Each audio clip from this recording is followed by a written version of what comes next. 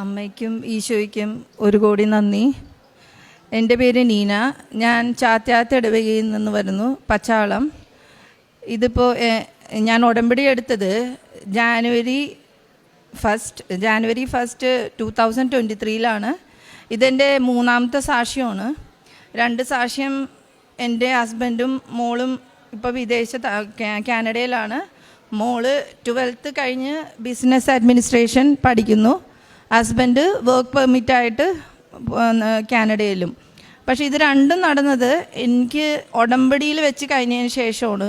കാരണം അതൊക്കെ ഒരു 20 എന്താ വെച്ചാൽ ഒരു 7-8 റിജക്ഷൻ കഴിഞ്ഞിട്ടാണ് എൻ്റെ ഹസ്ബൻഡിനും എൻ്റെ മോൾക്കും അങ്ങനെ ഒരു അപ്രൂവൽ കിട്ടിയത് കാനഡയിൽ പോകാൻ. ഒരിക്കലും കിട്ടാത്ത കാര്യമാണ്. അതിവിടെ വന്നതിന് ശേഷം മാത്രമാണ് എനിക്ക് ലഭിച്ചത്.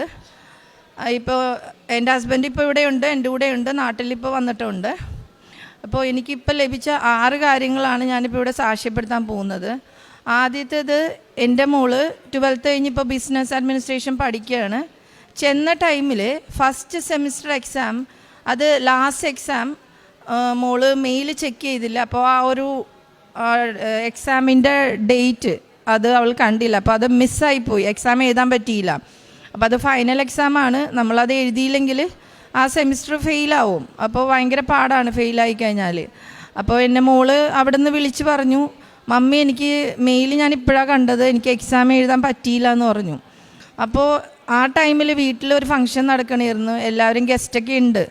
സത്യം പറഞ്ഞാൽ എനിക്ക് കരഞ്ഞിട്ട് ഞാൻ മാറി നിന്ന് കരഞ്ഞു. എന്നിട്ട് പിന്നെ മുഖമൊക്കെ കഴുകി അവരെല്ലാവരും പോയി കഴിഞ്ഞപ്പോൾ ഓടി വന്ന് മാതാവിൻ്റെ അവിടെ തിരി കത്തിച്ചിട്ട് ഞാൻ പ്രാർത്ഥിച്ച്, ഈ എക്സാം മോൾക്ക് എഴുതാൻ പറ്റിയില്ലെങ്കിൽ അത് ഫെയിലാവൂലേ ഫസ്റ്റ് സെമിസ്റ്റർ തന്നെ.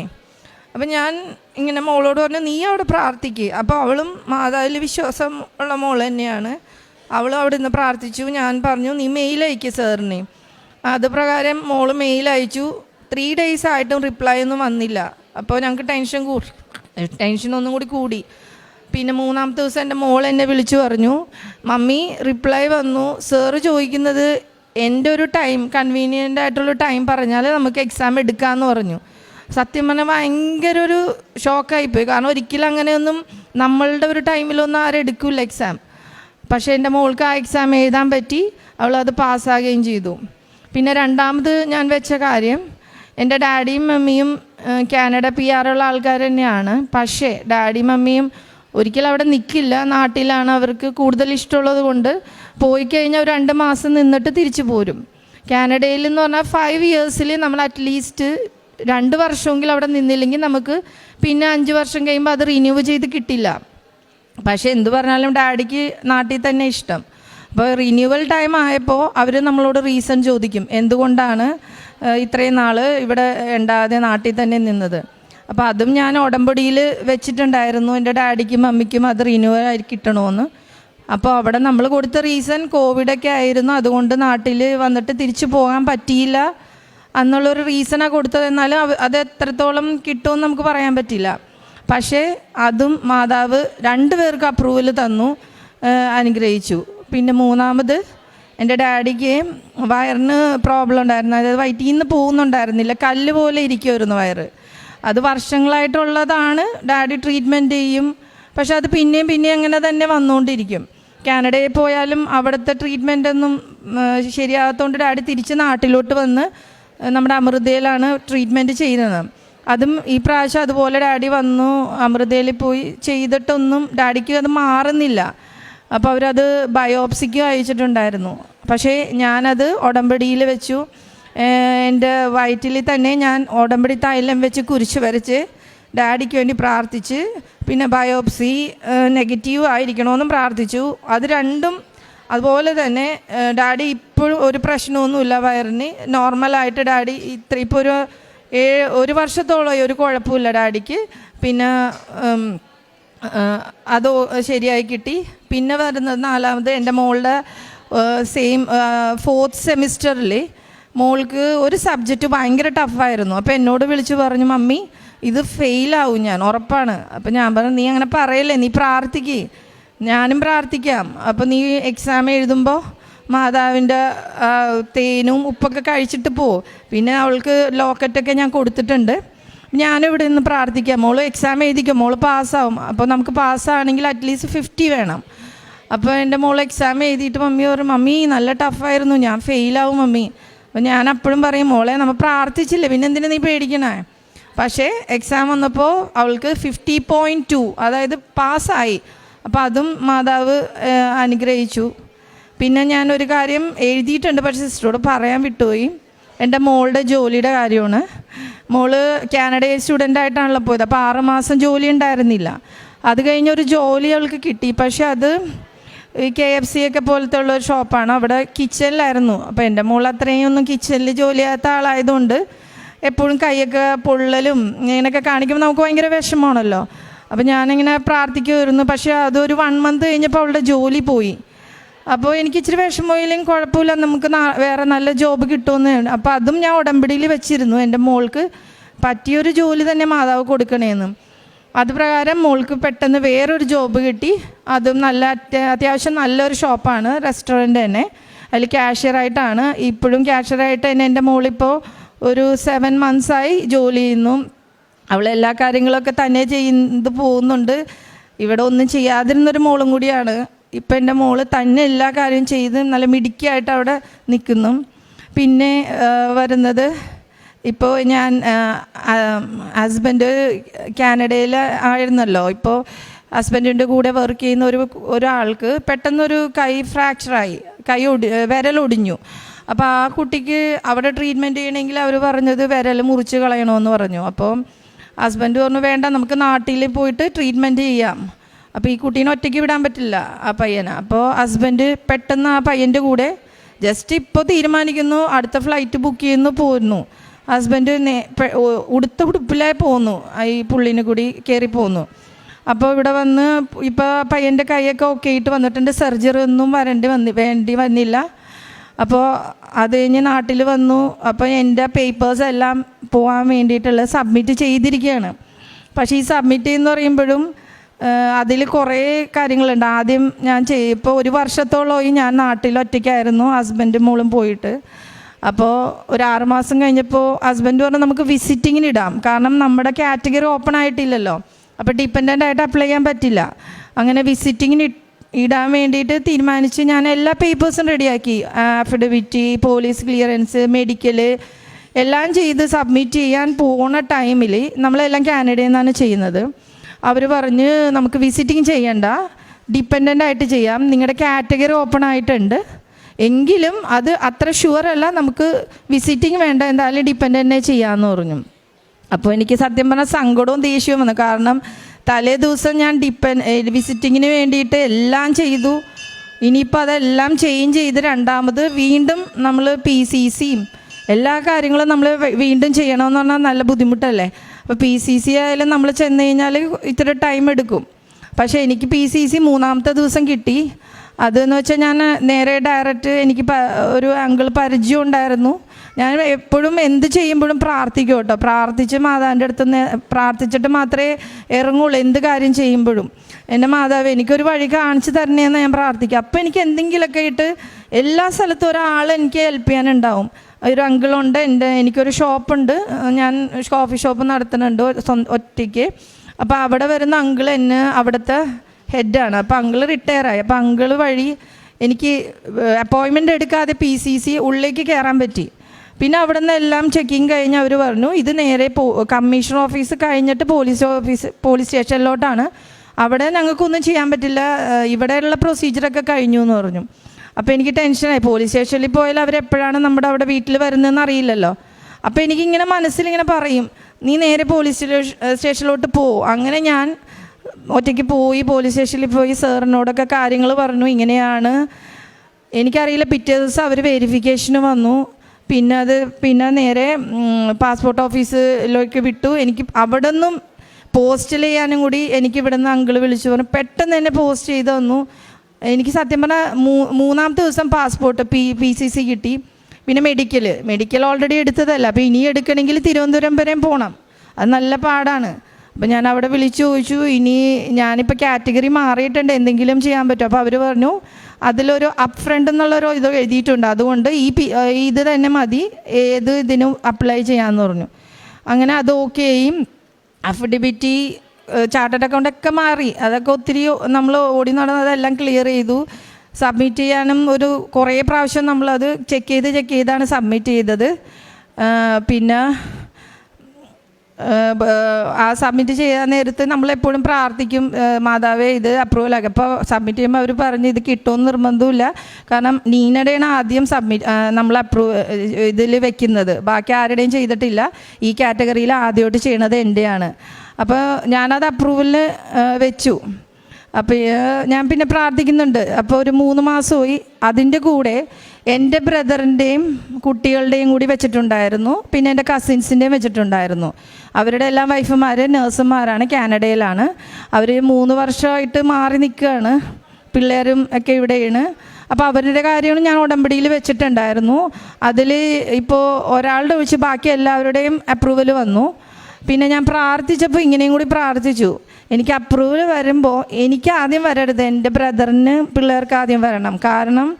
കാരണം നമ്മൾ പിള്ളേരെന്ന് പറയുമ്പോൾ ഭയങ്കര ഞാൻ അറ്റാച്ച്മെൻറ്റ് കൂടുതലാണ്. അപ്പോൾ ഞാൻ ആദ്യം പോകണമെന്ന് പറയുമ്പോൾ അവർക്ക് ഒത്തിരി വിഷമവും. അപ്പോൾ സത്യം പറഞ്ഞാൽ എനിക്ക് അപ്രൂവൽ വന്നപ്പോൾ ഞാൻ വീട്ടിലോട്ട് വിളിച്ച് ഡാഡിനോട് പറഞ്ഞു, ഡാഡി എനിക്ക് അപ്രൂവൽ കിട്ടി ഡാഡി എന്ന് പറഞ്ഞു. അപ്പോൾ ഡാഡിക്ക് സങ്കടമുണ്ട് എന്നാൽ സന്തോഷം. അപ്പോൾ എന്താ വെച്ചപ്പോൾ ബ്രദറിൻ്റെ കൊച്ച് ഫോൺ എടുത്തിട്ട് പറഞ്ഞ്, നീനാൻറ്റി ഞങ്ങളും വരട്ടെ കൂടെ എന്നൊക്കെ ചോദിച്ചു. നീനാൻ്റെ കൂടെ ഞങ്ങളും വരട്ടെ എന്ന് പറഞ്ഞപ്പോൾ സത്യം പറഞ്ഞാൽ എനിക്ക് കരച്ചില്ലോ, ഞാൻ ഫോൺ വെച്ച് കളഞ്ഞ്.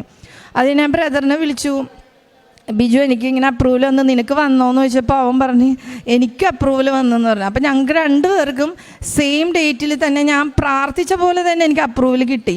അപ്പോൾ ഞങ്ങൾ 2 ഹാപ്പിയാണ്. പക്ഷേ ഞാൻ ഇച്ചിരി നേരത്തെ പോവും.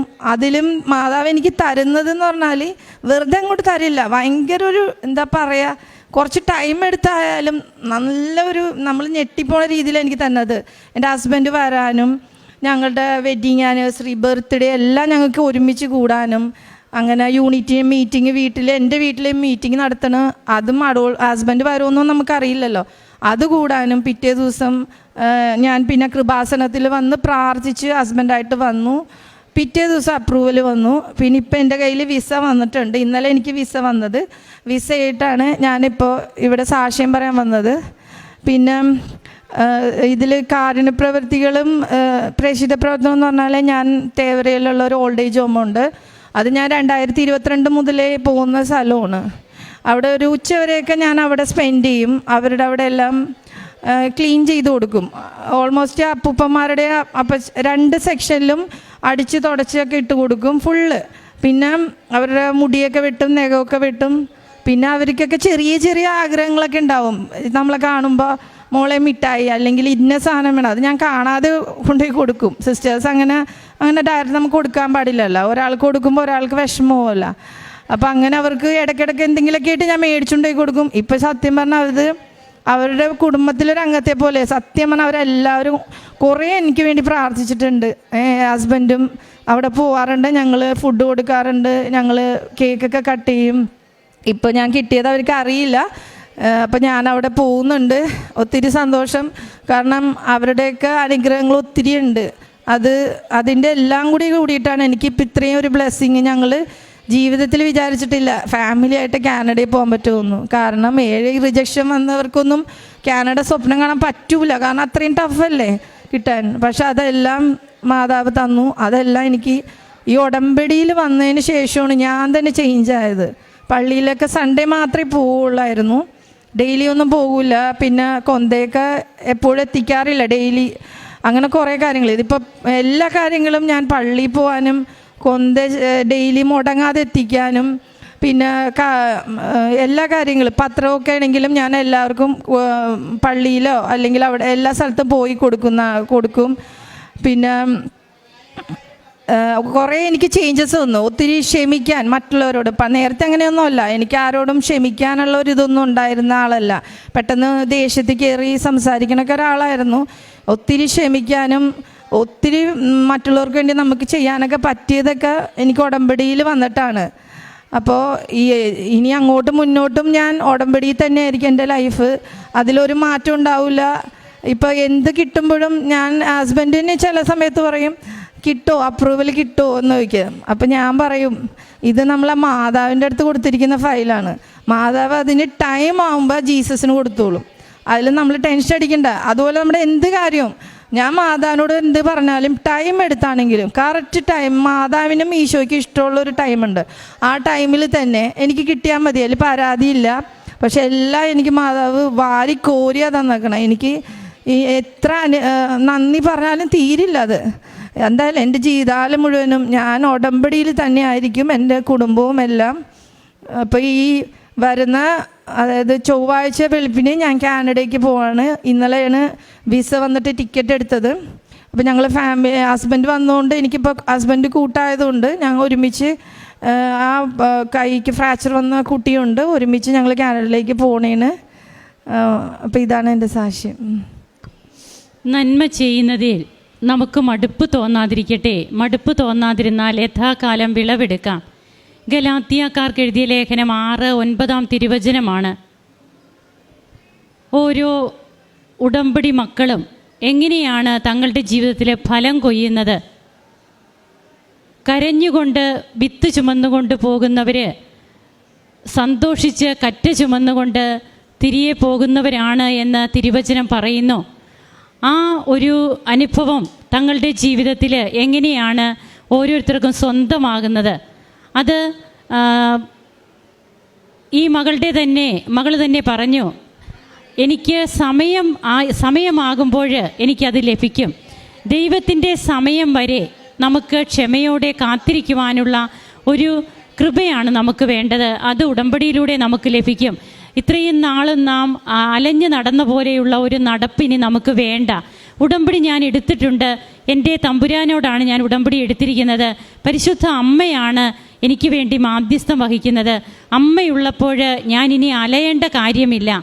അത് നാം തന്നെ നമുക്ക് തന്നെ ഒരു ക്ഷമയുടെ പാഠമാക്കി നാം തന്നെ പ്രാർത്ഥനയാക്കി മാറ്റുമ്പോൾ പിന്നീട് അനുഗ്രഹങ്ങൾ നമ്മുടെ ജീവിതത്തിലേക്ക് ഒഴുകുന്നതിനുള്ള ചാലുകൾ ഉണ്ടാവുകയാണ്. അങ്ങനെ തടസ്സങ്ങളായിരുന്ന പലതും, റിജക്ഷൻ വന്ന വിസയാണ്, അതൊക്കെ പിന്നീട് എങ്ങനെ ഇപ്പോൾ ക്ലിയറായി എന്നും, പരീക്ഷ മിസ്സായ പരീക്ഷ നമ്മുടെ ഡേറ്റ് അനുസരിച്ച് പിന്നീട് പരീക്ഷ എഴുതാമെന്നൊക്കെ കാനഡയിൽ നിന്ന് പറയുന്ന ഒരവസ്ഥ. അതുപോലെ പ്രാർത്ഥിച്ച ഓരോ കാര്യങ്ങളും നടന്നു എന്നാണ് പറയുന്നത്. അത് നടന്നത് താൻ എന്തൊക്കെയാണ് കാരുണ്യ പ്രവർത്തികൾ ചെയ്തത്, ഒരു സ്വന്തം കുടുംബത്തിലെ അംഗം പോലെ തന്നെ ഇന്ന് കാക്കുന്ന ഒരു വൃദ്ധമന്ദിരം, ആ വൃദ്ധമന്ദിരത്തിൽ താൻ എന്തൊക്കെ ചെയ്തു, ഇത് ഈ ഒരു മകളുടെ മാത്രം സാക്ഷ്യമാണെങ്കിൽ ഇവിടെ സാക്ഷ്യം പറയുന്ന ഓരോരുത്തരും തങ്ങൾക്ക് വരുന്ന തങ്ങളുടെ സ്വഭാവത്തിലും അതുപോലെ തന്നെ ഇത്രയും നാളും നടന്നുകൊണ്ടിരുന്ന തങ്ങൾ ജീവിച്ചു കൊണ്ടിരുന്ന ഒരു പാതയല്ല, ഒത്തിരിയേറെ മാറ്റം തങ്ങളുടെ ജീവിതത്തിൽ വ്യക്തി ജീവിതത്തിലും വന്നു എന്നൊക്കെ സാക്ഷ്യപ്പെടുത്തുകയാണ്. അങ്ങനെ ആ ഒരു അവസ്ഥയിൽ നിന്നാണ് അവർക്ക് കൂടുതൽ ഫലം കൊയ്യുവാനാകുന്നത്. അങ്ങനെ അമർത്തി കുലുക്കി നിറച്ചളന്ന് നമ്മുടെ മടിയിലിട്ട് തരികയാണ്. നാം ഒന്ന് ശ്രദ്ധിച്ചിരുന്നാൽ മതി, ജാഗരൂകതയോടെ ഇരുന്നാൽ മതി. തമ്പുരാൻ നമുക്ക് സമീപത്തുണ്ട്. നമുക്കത് സ്വീകരിക്കാനുള്ള ഒരു മനസ്സും മാത്രമാണ് വേണ്ടത്. അതിനുള്ള കൃപയ്ക്കായി നമുക്ക് പ്രാർത്ഥിക്കാം. കരങ്ങൾ അടിച്ച് ഈശോയ്ക്കും അമ്മയ്ക്കും നമുക്ക് നന്ദി പറയാം. അത്യപൂർവ ദൈവാനുഭവങ്ങൾ ഇനി നിങ്ങൾക്കും സ്വന്തം. ഈ യൂട്യൂബ് ചാനൽ ഇതുവരെ സബ്സ്ക്രൈബ് ചെയ്തിട്ടില്ലെങ്കിൽ ഇപ്പോൾ തന്നെ സബ്സ്ക്രൈബ് ചെയ്യുക. ഈ വീഡിയോ ഇപ്പോൾ തന്നെ നിങ്ങളുടെ സുഹൃത്തുക്കൾക്ക് ഷെയർ ചെയ്തുകൊണ്ട് കർത്താവിന്റെ പ്രേക്ഷിതരാകുക.